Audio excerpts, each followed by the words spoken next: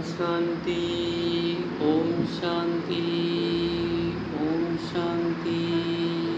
शिव भगवान वाच। मीठे बच्चे, स्वयं के पाठ से, अन्य आत्माओं के पाठ से और 5 तत्वों के बने इस संसार से साक्षी होकर इस खेल को देखो।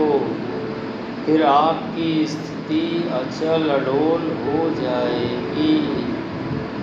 बार बार स्वयं को इस देह से न्यारा समझकर बाप के संग बैठ जाओ।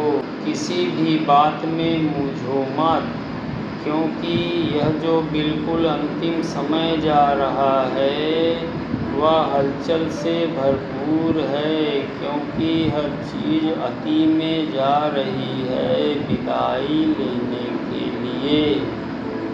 इसलिए अपने कमज़ोर संकल्पों से 100% साक्षी हो जाओ और अपनी यात्रा में तत्पर रहो। मन को बार बार पकड़कर बाप के पास ले जाओ। यही अभ्यास आपको बाप समान बना देगा। बच्चे, इस यात्रा में न तो अलबेला बनना है, ना ही थकना है और ना ही बोर होना है। यह तीनों ही कमजोरी आपको बाप से डिटैच कर देगी। इससे माया को चांस मिल जाता है। इसलिए बहुत केयरफुल होकर पुरुषार्थ करना है। हमेशा उमंग उत्साह में रहो।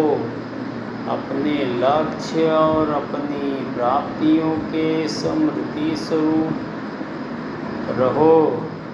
देखो, लौकिक और अलौकिक परिवार भगवान को, बाप को पाने की, मिलने की इच्छा में लगे हुए हैं, परंतु भगवान बाप बन आप प्यारे प्यारे मीठे मीठे बच्चों के पास आ गया। इतने बड़े अन्य भाग को भूलो मत, लक्ष्य को भी याद रखो, क्योंकि अब तो संगम युग का हीरे तुल्य समय भी आया कि आया। इसलिए पूरे उमंग उत्साह में रहना। बाप आप बच्चों के संग है और है भी क्या।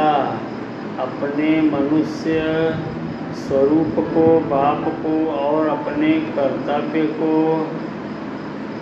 स्मृति में रखने का पुरुषार्थ ही तो करना है। बस यही पुरुषार्थ आप बच्चों को बाप समान बना देगा और यही आपकी कल्प कल्प की बाजी बन जाएगी। खुशी में रहते हो तो हल्के रहते हो और ज़्यादा सोचने से क्या क्यों क्वेश्चन करने से आप भारी हो जाते हो, जिससे मंजिल दूर दिखने लग जाती है। इसलिए स्वयं को खुश रखो, उमंग उत्साह में रहो, हल्के रहो, फिर मंजिल पर भी पहुँचे कि पहुँचे। ओम शांति।